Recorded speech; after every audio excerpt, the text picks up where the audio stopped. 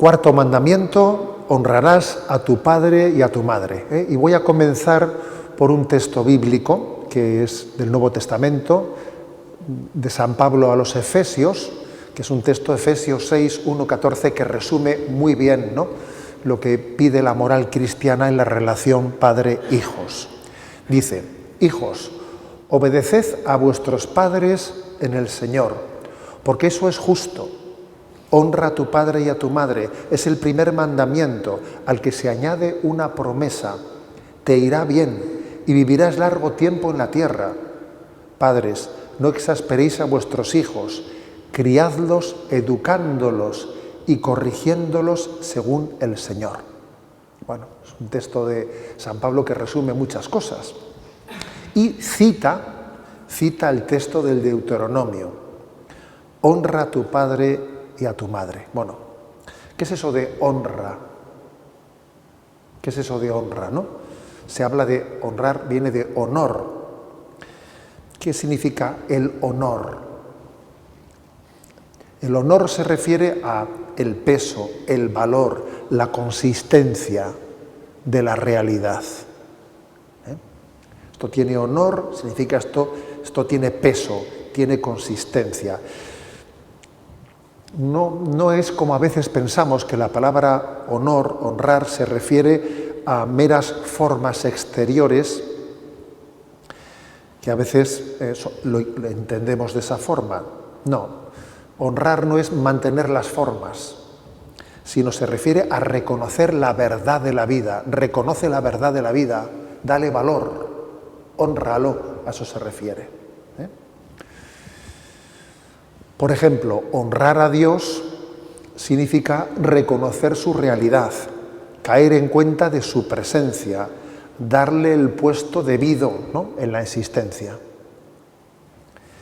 Y honrar al padre y a la madre se traduce en reconocer su importancia, y eso se traduce en respeto, en amor, en confianza, reconocimiento de su autoridad, obediencia, servicialidad. Eso es lo que significa la palabra honrar, ¿no? Llama la atención que en este mandamiento, recuerdo, como ya expliqué en los primeros mandamientos, que me estoy sirviendo, aparte del catecismo, me estoy sirviendo en las catequesis que dio el Papa Francisco sobre los 10 mandamientos, que las dio con el título de las 10 palabras. Las 10 palabras se refiere a los 10 mandamientos, ¿no? Digo que llama la atención de que este mandamiento, esta palabra, a diferencia del resto, afirma las consecuencias del cumplimiento de este mandamiento. Los demás no dicen, pero en este mandamiento, cuando el Deuteronomio dice honra a tu padre y a tu madre, luego dice, porque esto va a tener consecuencias. Dice, honra a tu padre y a tu madre, como el Señor tu Dios te ha mandado, para que vivas largos años y seas feliz en la tierra que te ha dado el Señor tu Dios.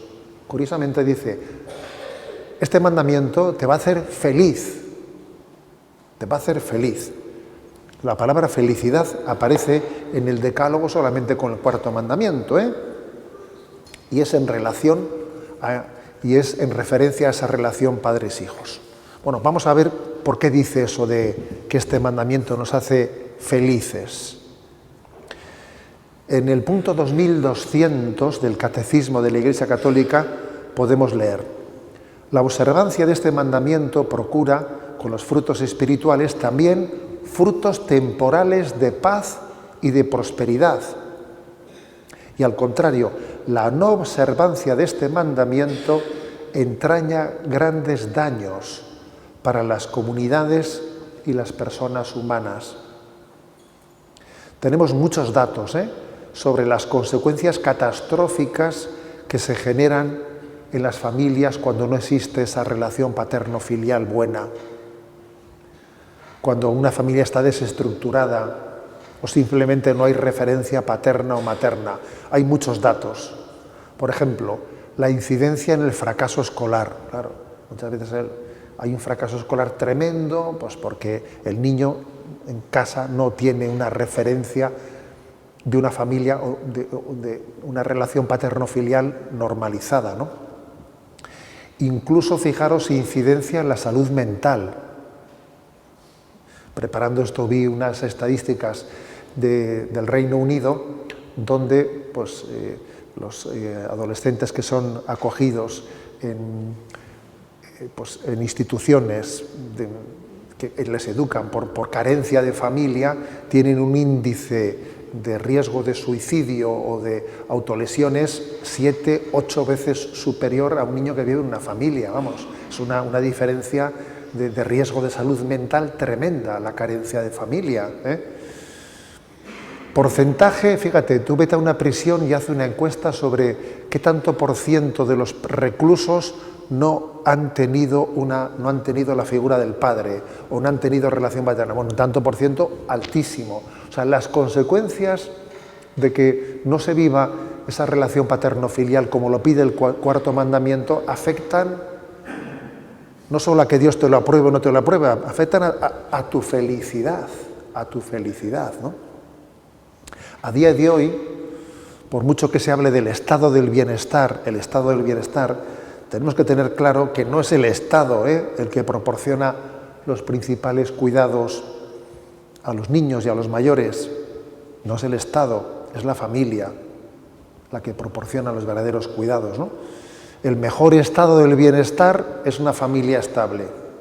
Suplir a la familia es imposible, ¿no? Decía Chesterton, ¿no?, con su habitual ironía, que la familia es el primer y mejor ministerio de sanidad, el primer y mejor ministerio de educación, el primer y mejor ministerio del interior, y el primer y mejor ministerio del bienestar social, diciendo, tú verás. La ciencia de la sociología ha demostrado que el matrimonio y la familia estables ofrecen una gran contribución, no solo moral y espiritual, sino también en términos de salud, de economía, de bienestar, ¿no? O sea que la sociología ha demostrado que lo que hace 3.300 años dijo el libro del Deuteronomio era verdad. Porque el Deuteronomio decía hace 3.300 años, vivirás largos años y serás feliz en la tierra si honras a tu padre y a tu madre. Fíjate, la vida demuestra las cosas, Bueno, la psicología moderna ha demostrado, ¿no?, hasta qué punto la huella de la infancia marca toda la vida. Nuestra infancia es como una tinta indeleble que queda marcada, ¿no? Es fácil deducir hasta qué punto la ruptura del vínculo conyugal puede llegar a condicionar el normal desarrollo del ser humano. Que los hijos no sean quienes abandonan el hogar, sino que sean sus padres quienes lo abandonan, constituye un drama.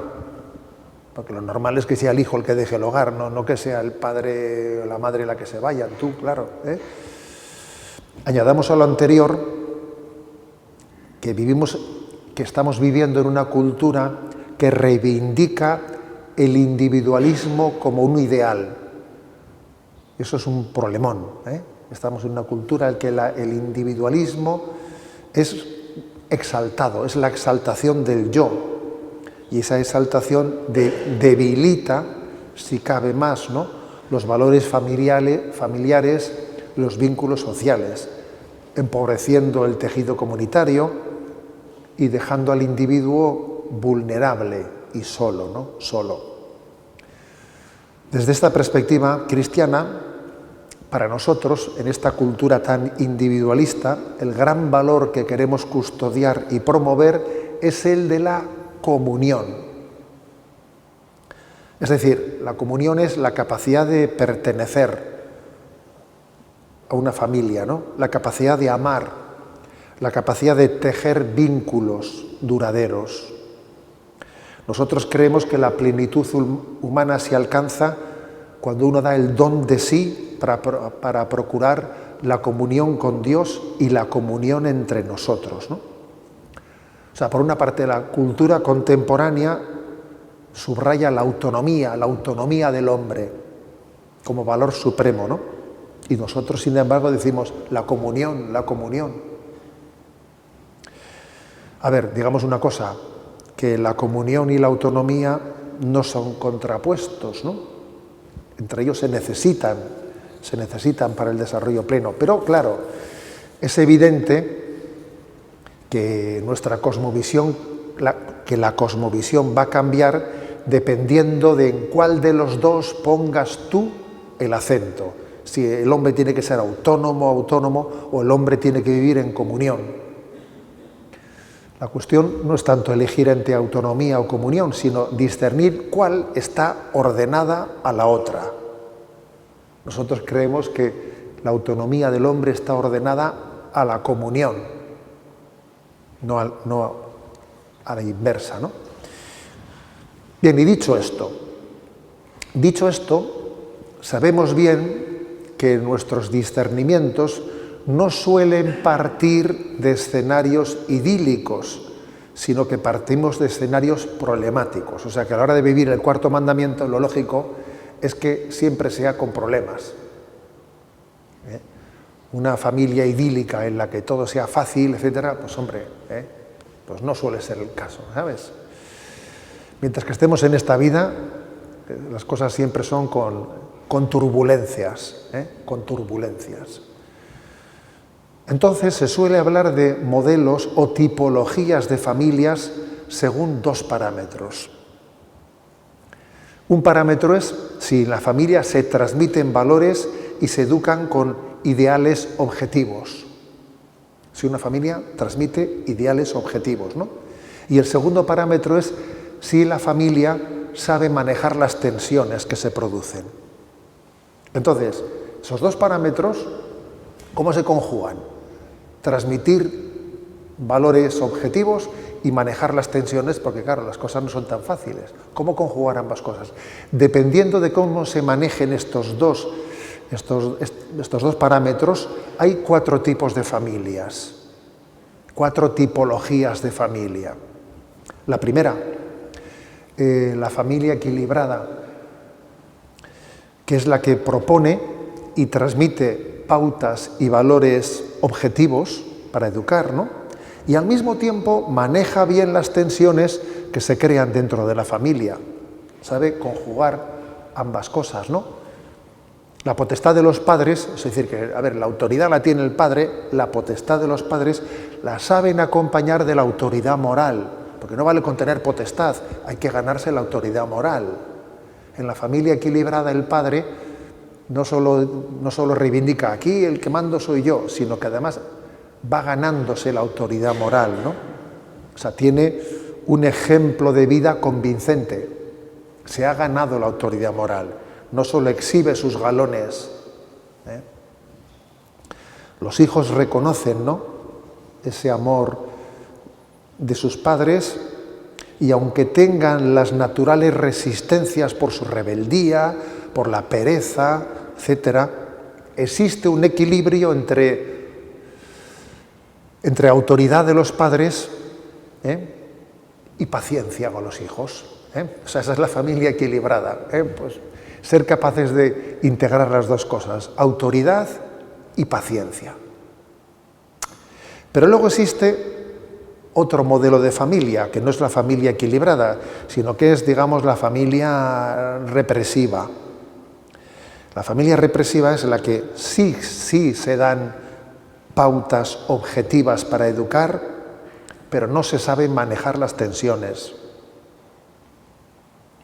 Entonces, un poco se imponen las cosas, se imponen, y eso produce heridas por un autoritarismo desmedido. Se vence, pero no se convence a los hijos, ¿no? Tal vez este modelo de la familia represiva, pues igual es más propio de tiempos anteriores, y esto pudo generar un efecto rebote en generaciones posteriores, ¿no?, provocando una crisis de autoridad que todavía padecemos, todavía padecemos. En este modelo de la familia represiva, la autoridad paterna no va suficientemente acompañada del propio testimonio de conversión, que también tienen que tener los padres, sino que se impone la autoridad de manera soberbia, poco humilde, de una forma agresiva.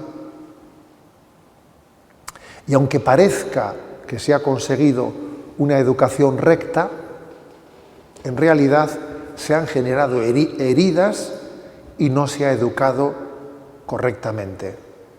El efecto rebote suele ser muy típico en estas familias, ¿sabes? El efecto rebote. El tercer tipo de familia, además de la familia equilibrada, la familia represiva, el tercero es la familia permisiva. La familia permisiva es la que, con tal de que no haya tensiones, se renuncia a transmitir valores objetivos.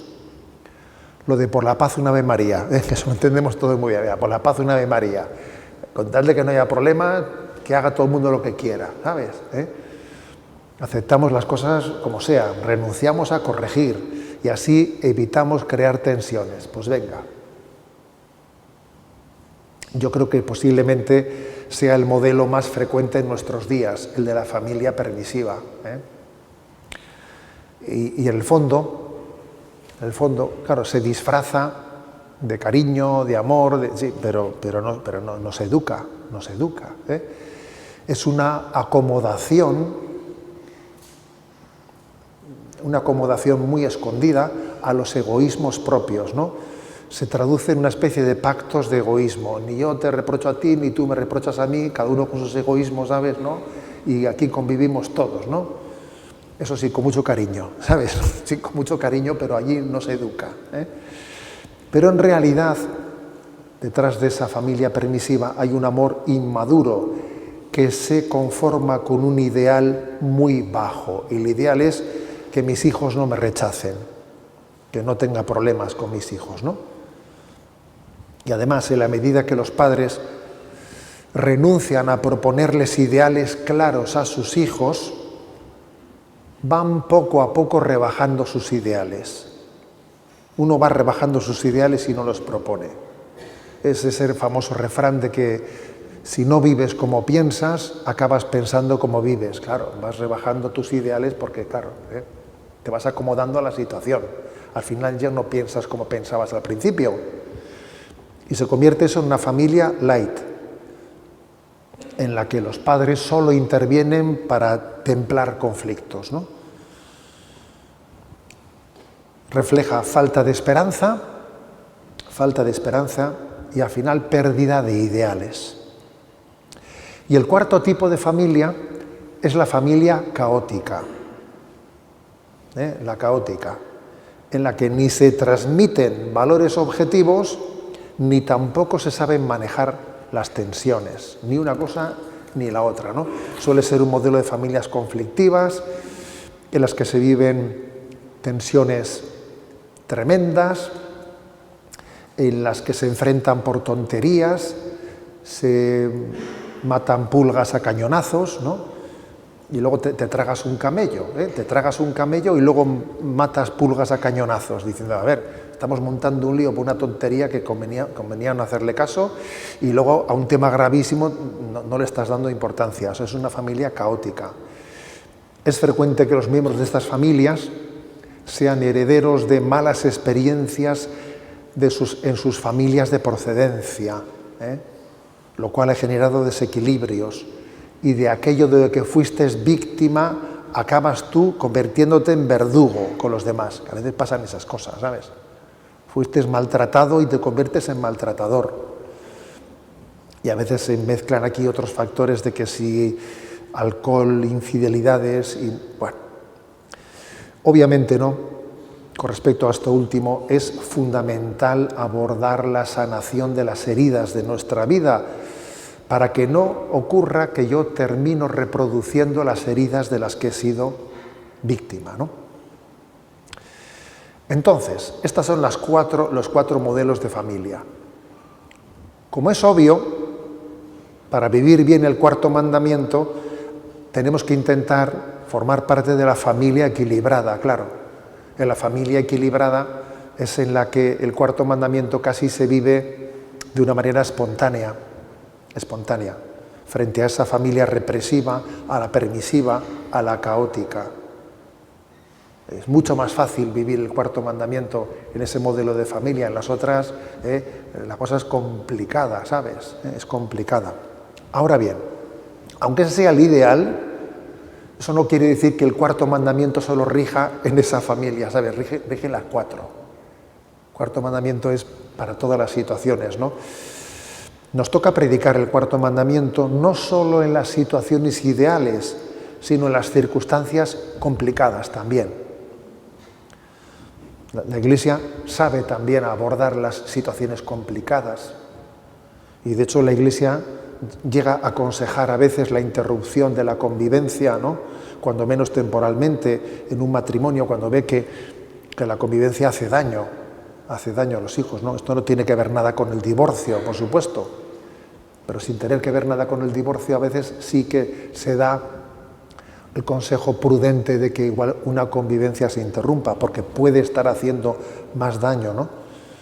Sin que esto suponga disminuir nuestra apuesta por el ideal de la comunión matrimonial y familiar, ¿no?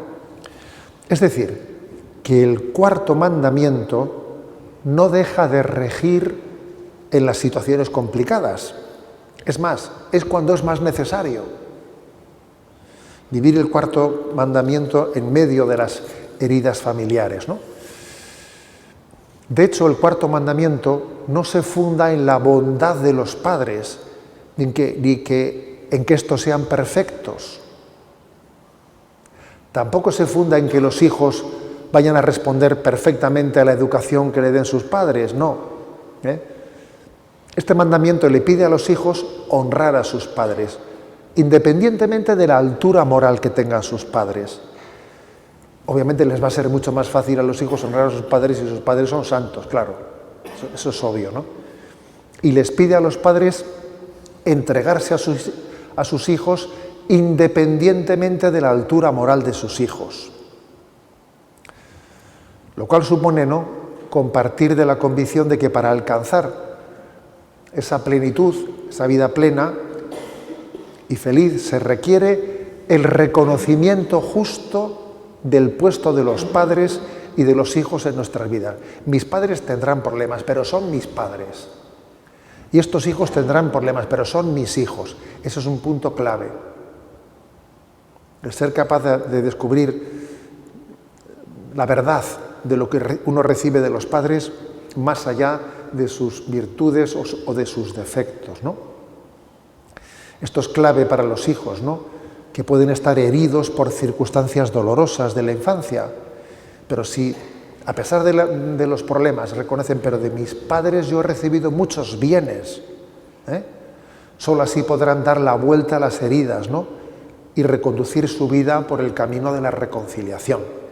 Y lo mismo le va a pasar a los padres, que están heridos por las circunstancias dolorosas ligadas a la rebeldía y al egoísmo de sus hijos, ¿no?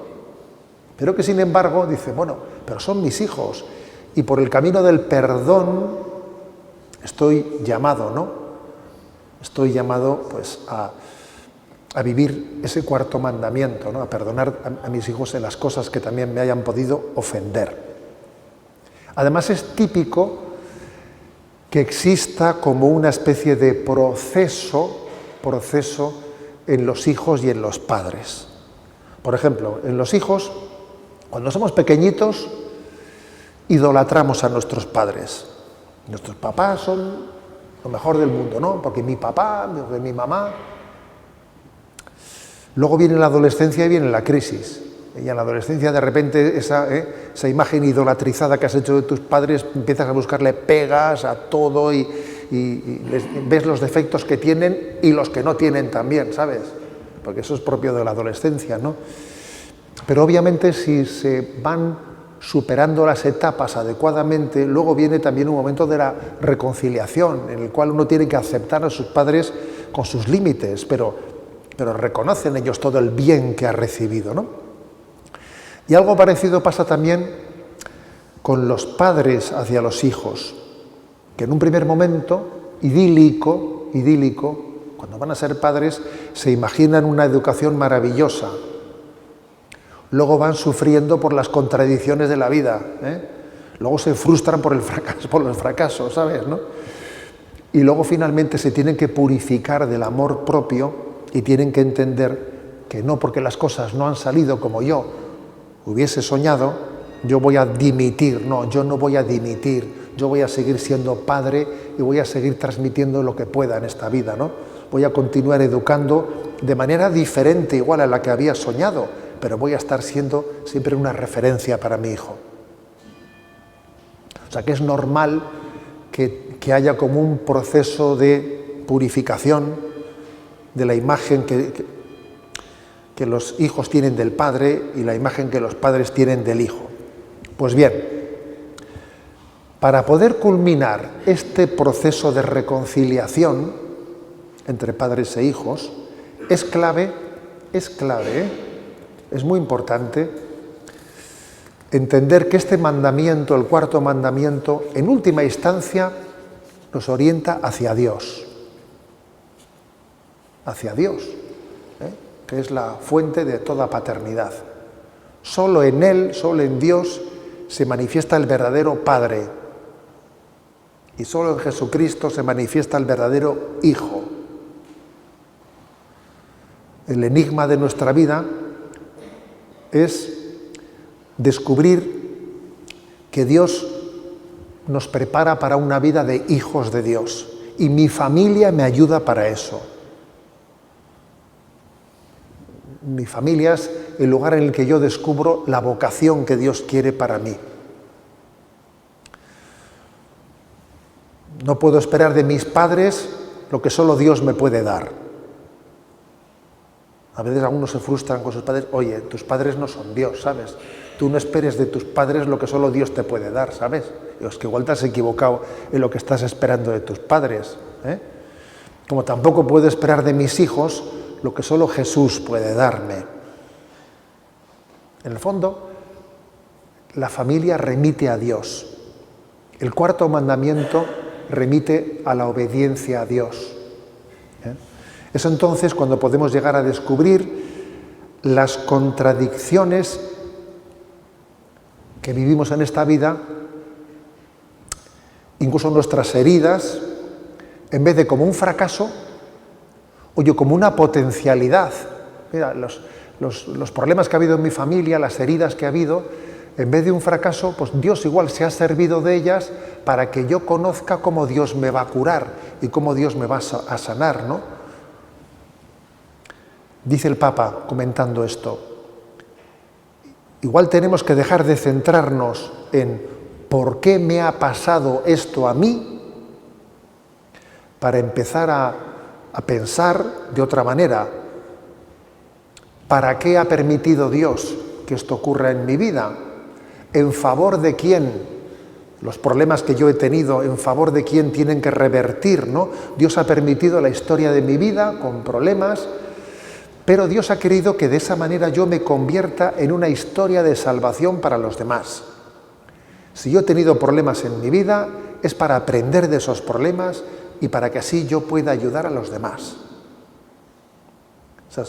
Es decir, que las heridas son potencialidades para poder amar y para poder servir a los demás.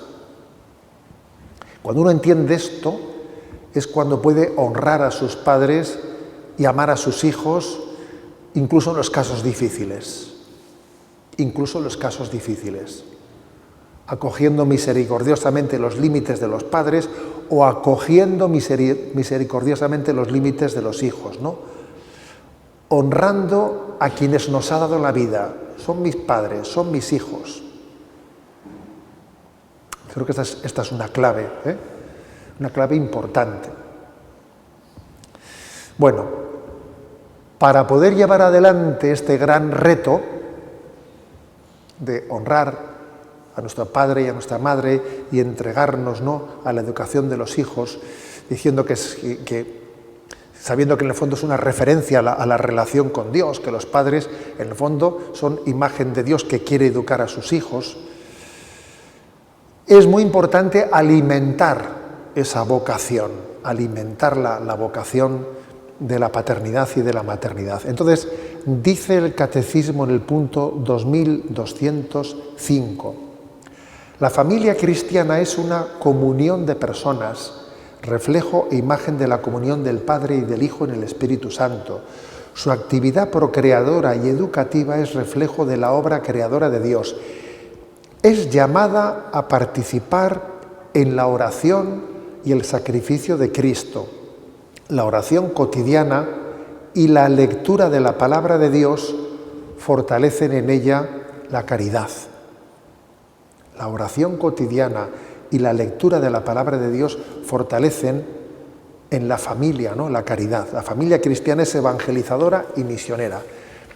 Es decir, que en una familia nos tenemos que alimentar de la palabra de Dios y de la oración y de la Eucaristía. Es un error creer que lo fundamental de la educación en una familia son los aspectos éticos. A ver, lo importante es que mis hijos tengan buena educación, que sean sacrificados, que se esfuercen, que tengan buen compañerismo, que sean generosos. Pensar que lo principal son esa educación ética es un error. Es educar, fijaros bien, ¿no?, es educar en las virtudes externas. Para poder educar hay que llegar a transmitir el sentido de la vida. Y el sentido de la vida te lo da Dios. Entender que tú existes porque Dios tiene un proyecto para ti. Dios tiene una vocación para ti. Unos padres tienen como primera finalidad en su vida ayudar a sus hijos a descubrir lo que Dios quiere de ellos.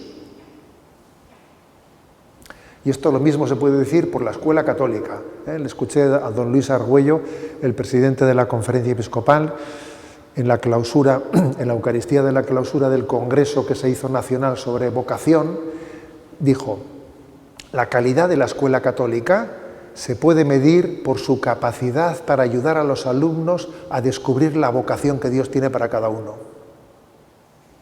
La calidad de una educación en la familia se descubre por la capacidad de ayudar a un hijo a descubrir la vocación que Dios le ha dado a él. Pues eso es otra cosa, ¿eh? No es decir, mi educación es para que tú seas sacrificado, para que tú seas estudioso, para que tú... A ver, eso puede ser un puro moralismo, ¿sabes?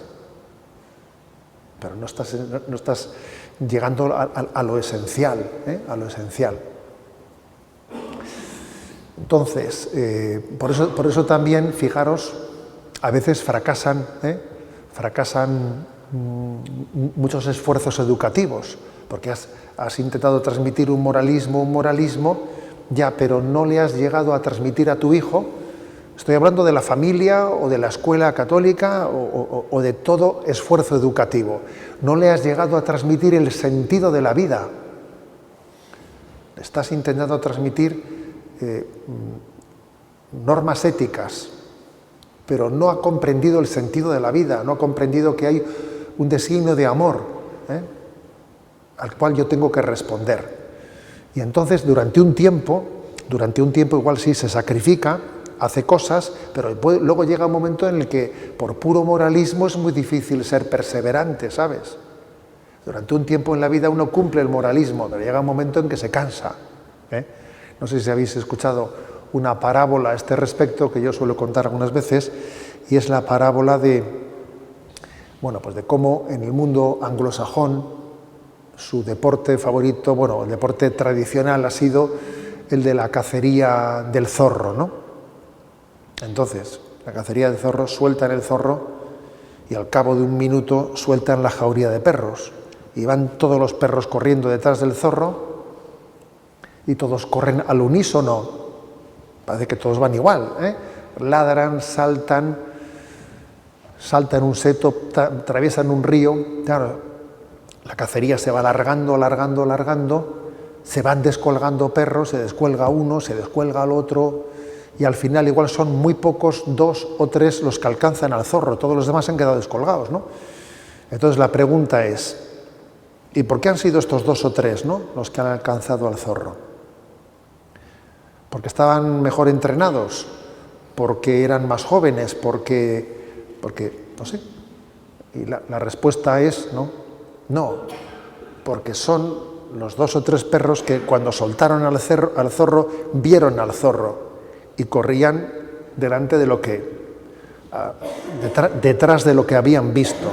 Los demás no habían visto nada y corrían porque veían correr y ladraban porque los demás ladraban y saltaban porque los demás saltaban. Pero claro, llega un momento en el que se van cansando y le dice uno a otro que tú has visto algo, pues yo no he visto nada, pues me estoy cansando tú, y se van descolgando, ¿no? Bueno, es una moraleja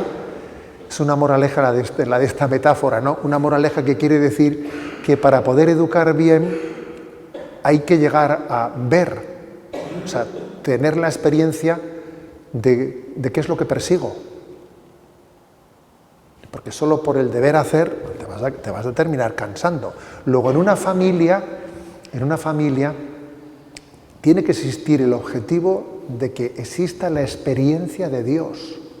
Si no llegamos a tener la experiencia de Dios en la familia, te digo yo que por puro moralismo eso no va a funcionar, o funcionará un rato, o durante unos años. Si no llegamos a tener la experiencia de que Dios es el que motiva mi vida, el que tiene una vocación para mí.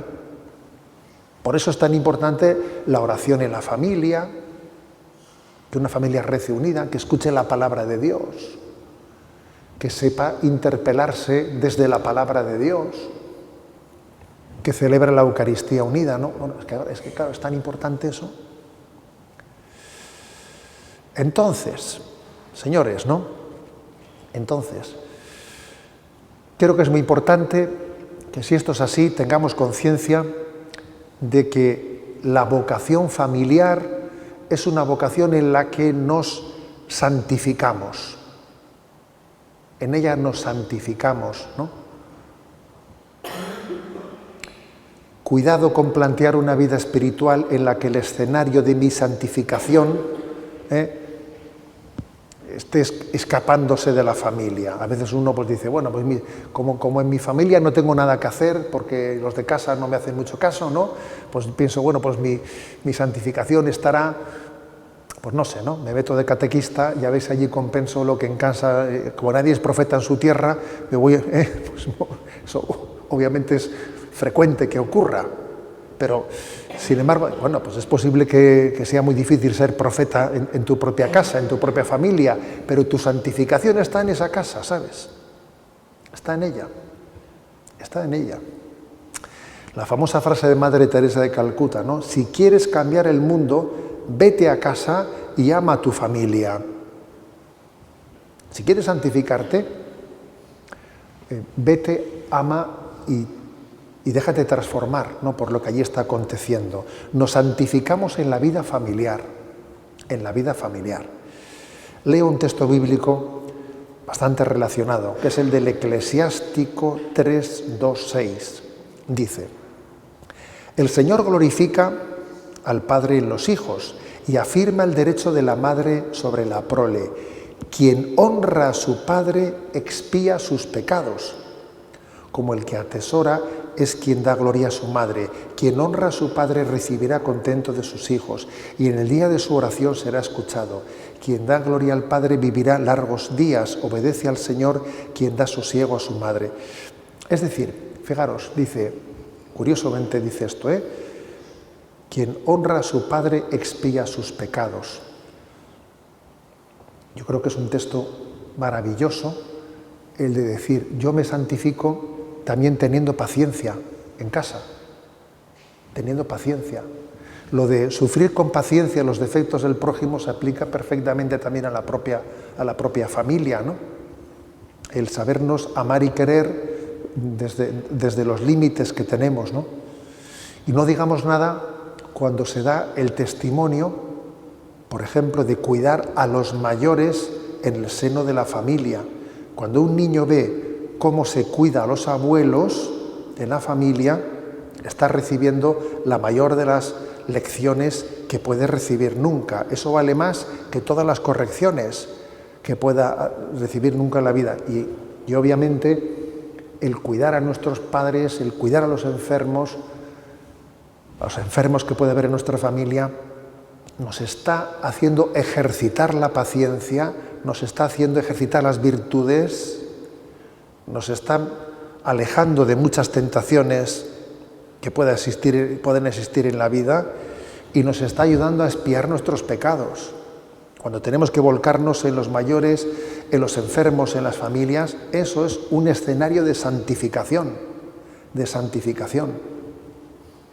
Y ojo, que es muy típico que las personas mayores piensen y digan, ay, a mí me gustaría irme de aquí, de esta vida, sin dar ningún trabajo a mis hijos, yo no quisiera ser un trabajo para ellos. A ver, que igual les estás privando de la santificación de su vida, que igual también ellos cuidándote se santifican y expían sus pecados. O sea, es decir, que tenemos que creernos de verdad que lo que acontezca en la familia es el escenario de la santificación. Dios ha querido que nos santifiquemos en la familia, contando con esa enfermedad, contando con ese contratiempo, contando con lo otro. Es el escenario de mi santificación. Creo que es un acto de confianza clave. Bueno, voy concluyendo. Conclusión. El cuarto mandamiento nos ayuda a entender el orden de la caridad. El orden de la caridad. Dice el punto 2197 del Catecismo. El cuarto mandamiento encabeza la segunda tabla. ¿Sabéis de dónde viene esto de la segunda tabla? No sé si habéis visto más de una vez que a veces cuando se ponen las dos tablas de la ley, en la primera se pone primero, segundo, tercero, y en la segunda todos los demás, comenzando por cuarto, quinto, sexto, séptimo. Es curioso. Los tres primeros mandamientos ocupan una tabla entera porque son la relación con Dios, que es lo primero. Y luego viene la segunda tabla y vienen allí los otros 7, que son como en segundo lugar. El cuarto mandamiento encabeza la segunda tabla, dice, indica el orden de la caridad. Dios quiso que después de él honrásemos a nuestros padres, a los que debemos la vida y que nos han transmitido el conocimiento de Dios. Estamos obligados a honrar y respetar a todos los que Dios, para nuestro bien, ha investido de su autoridad. O sea, el cuarto mandamiento no solo hace referencia a los padres, sino también pues, a los superiores, bien sea pues, en la vida de la Iglesia o bien sea pues, en la vida social. En la vida social hay también personas que por su autoridad reflejan también ese orden en la caridad que debemos de tener. Sabemos que los padres son como un sacramento de la presencia de Dios. Repito esta palabra, como un sacramento. Sacramento quiere decir que está haciendo presente algo que está oculto. El pan y el vino hacen presente el cuerpo y la sangre que no se ven. Decir que los padres son como un sacramento de la presencia de Dios es que en ellos está presente la autoridad de Dios. De hecho, les llamamos con la misma palabra con la que nos referimos a Dios. ¿A Dios cómo le llamamos? Padre. Fíjate, le llamamos Abba, Padre, y a nuestros a nuestros progenitores les llamamos padres, padres. Esto es impresionante. Y de hecho, Jesús dijo en el Evangelio, ojo a esto, Mateo 23:8, y no llaméis padre a nadie en la tierra. Fíjate, eso lo dijo Jesús en el Evangelio, y no llaméis padre a nadie en la tierra.